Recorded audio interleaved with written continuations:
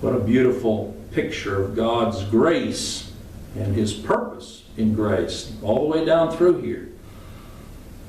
In verse 11, when it says there, Boaz answered and said unto her, It hath fully been showed me.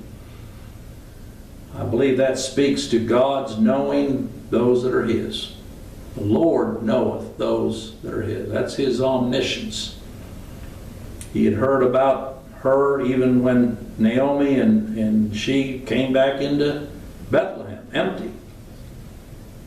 And it wasn't hidden, just like nothing's hidden with our God. The path by which the Lord leads us to be brought to Him may be a very windy, rough path, even as we've seen already with Ruth and Naomi, and yet we know that God purposed every detail of it.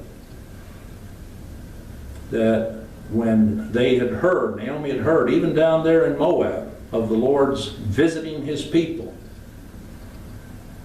That's what is described there in Ruth 1 and verse 6. Everything that we see here is in response to God's doing. That's the world. That's the universe. It's God's universe. It's God's world. There's no random acts that ever take place. Whether it's a famine, whether it's a death, through it, the Lord is accomplishing His purpose. And here specifically, we see it was to draw these two, Naomi and Ruth, to Boaz. Picture of how God draws His own to Christ. And then verse 12, the reward.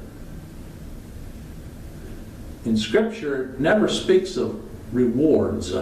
Whenever you hear somebody use that word, it's not found in Scripture. There's not rewards when it comes to God's grace. It's a reward. When Christ said there on the Sermon on the Mount, great is your reward in heaven. He didn't say great are your rewards in heaven. He said great is your reward in heaven, for so persecuted they the prophets which were before you. Well, what is the sinner's reward? Well, it's Christ.